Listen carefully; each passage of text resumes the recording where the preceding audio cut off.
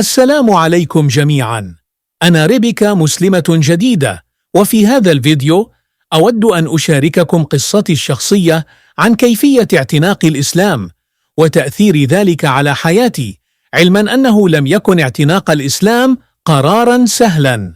Welcome to my channel. My name's Ribecca. I'm 26 years old and I'm from Scotland. I converted to Islam 2 months ago, alhamdulillah. I spent about a year to a year and a half doing a lot of research online before I actually took my shahada.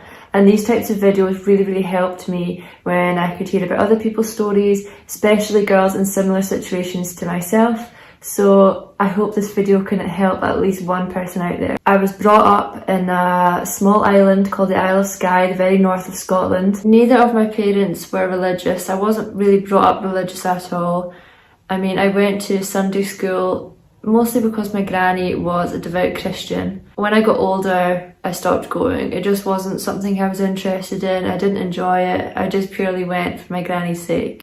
I left the Isle of Skye when I was 17 years old and I moved closer into the city. I was mixed in with different cultures and religions and things because on Skye there's not really much diversity. My idea on Islam back then, I mean, I didn't really know much about it, but what I did know was what I'd heard on the news, which we all know they portray Islam in a really terrible way. If I was walking down the street and I seen a woman in a niqab, I would probably cross the road because I would be scared.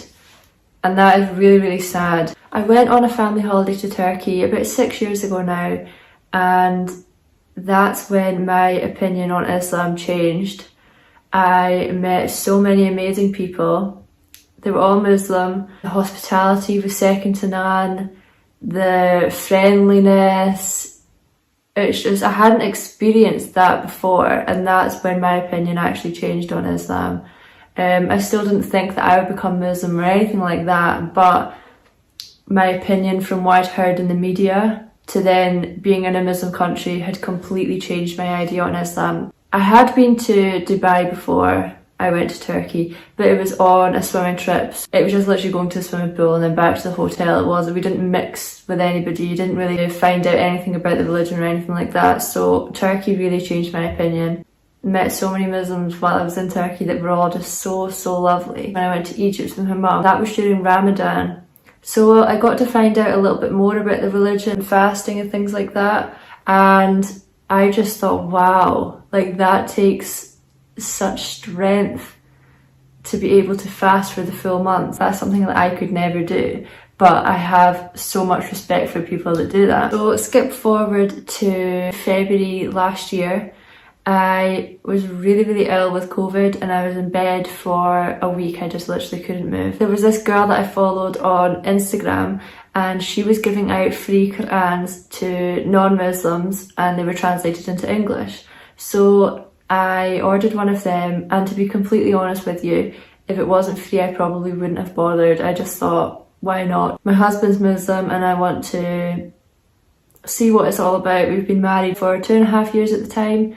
And I just wanted to understand more about Islam. Me and my husband, we're very alike. We do everything together. And this was the one thing that I didn't really have much knowledge about. So still with no intentions to revert, I just wanted to understand more and see why he's praying 5 times a day, why he has such a strong belief, because I had never seen that before in anybody. Quran arrived and I was really poorly. My husband came into the room and he was so emotional to see me holding the Quran. He said to me, you have to do wudu. And he explained to me what it was, and I was just too ill to even get out of bed. He goes, you can't touch the Quran without wudu. So I just put the Quran to one side. I was just too ill to get out of bed, so I just left it and it sat there for a few months. You know, life just takes over. We get so busy with work and other commitments. I got a CD Quran for my car. It would recite a little bit of the Quran and then it would say it in English as well so I could understand it. I would play that when I was driving. Wow, it made me feel so calm. I can't even explain it to you, this calmness. I just felt so content and like all my worries were just lifted. This is how I would feel. That was very, very special, subhanAllah. With it translating to English, I could really understand what was being said. So I loved the sound of the Quran and just the way that it made me feel. Even if I had like crazy road rage or something, I put the Quran on, instantly I would just feel so calm, and that was really, really lovely. I thought, wow, this is very, very special. August time came, me and my husband went travelling around Southeast Asia for 2.5 months. I decided to take my Quran with me then. I thought that it would be a good time for me to read. I finished the Quran within, I think, about 5 or 6 weeks, alhamdulillah. As soon as I picked it up, I just didn't want to put it down. I would read so much each night. I also learned how to do wudu. When I started reading it, instantly I had a different outlook on life. I started like thinking about things more deeply. Before, I wasn't religious, but I always believed in something. I was agnostic.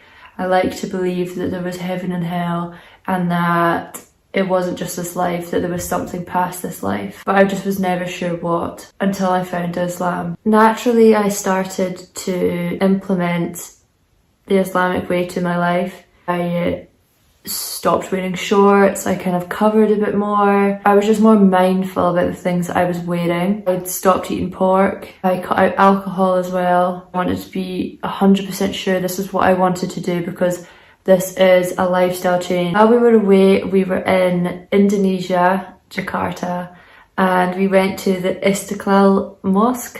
That was absolutely incredible. It's the 5th largest mosque in the world. I went in as a visitor. They were so kind. They gave us so much information about the mosque. They did a full tour. And then I met up with my husband. We were just sitting outside. It was so calm and peaceful. The adhan started playing. Calm and peaceful. The adhan started playing.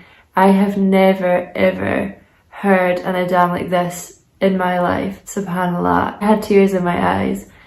It was so powerful.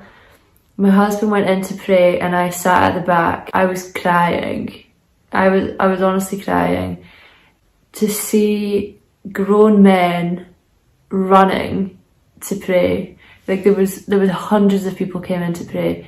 But to see grown men running, I thought, wow, subhanAllah, that is incredible.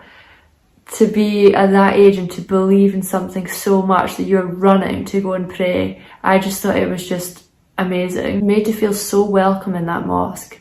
Even though I wasn't Muslim, I was made to feel so welcome. That played a part in me becoming Muslim as well. One day, inshallah, I would love to go back as a Muslim and be able to pray there. Inshallah, that would be really lovely. After our travels in Southeast Asia, we went on to Qatar for the World Cup. Being in a Muslim country, as I was researching into Islam, was very special. We went to the Education City Mosque. MashaAllah, that mosque is so beautiful. I could have easily taken my Shahada in Qatar. I was worried if I would still be able to implement it when I was home.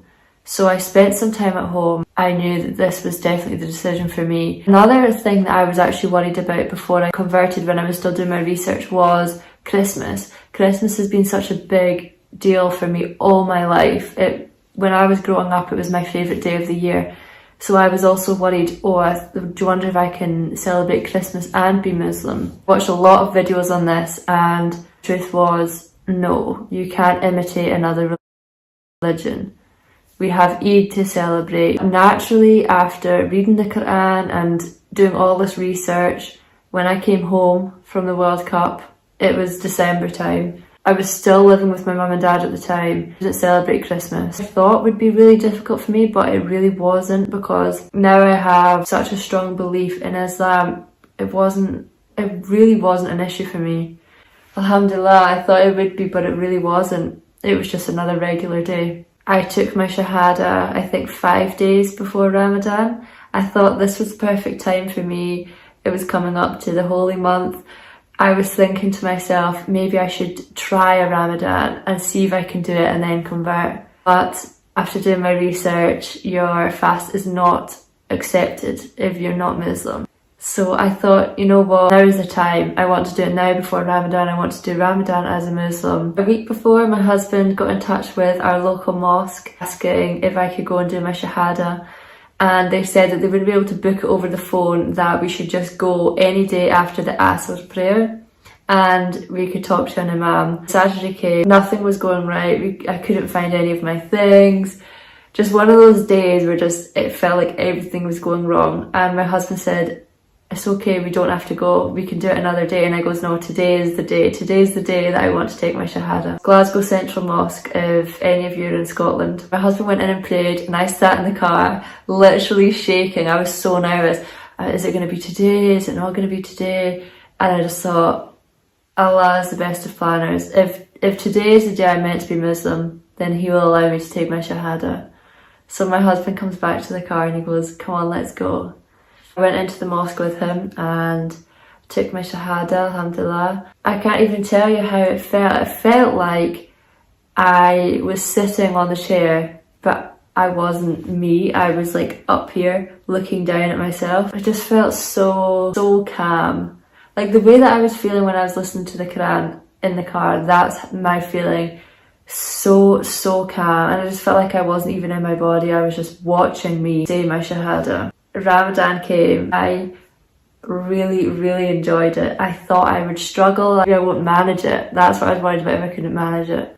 Alhamdulillah, it was so great. I really enjoyed it. I didn't struggle at all. I work from home. I'm grateful for that. Alhamdulillah, I think that helped a lot.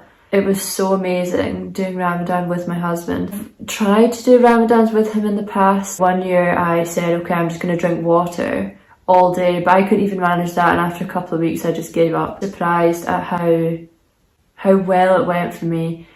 And a few nights we went to the mosque for the Tarawih prayer. That was really lovely as well. Seeing how many Muslims are actually in this area, subhanAllah, I felt part of this community. Allah chooses who he wills, and I'm so grateful that I was chosen to revert to Islam.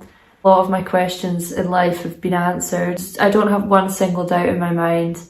It's given me so much peace and happiness and structure to my life. When I was travelling, I made a lot of dua. All of my dua were answered and I just couldn't believe it. I don't want to go into the dua that I made, but there was this one particular dua that I made. I thought that we were going to get it, but last minute it was cancelled. And I was really disheartened, but then something better came along. And alhamdulillah, we think that we are good planners, but Allah is the best of planners. Just always put your trust into him. He knows what's best for you. I hope this video can help at least one person, anybody out there that's doing their research into Islam. If you have any questions at all, just leave me a comment and I will get back to you, inshallah. Thank you for listening to my story if you got all the way through, and I'll see you in the next video, inshallah. العودة إلى الإسلام قرار شخصي، ويجب اتخاذه بوتيرتك الخاصة. من المهم أن تجد مجتمعاً داعماً يرشدك خلال هذه العملية ويقدم لك التشجيع على طول الطريق. شكراً للمشاهدة، بارك الله فيك.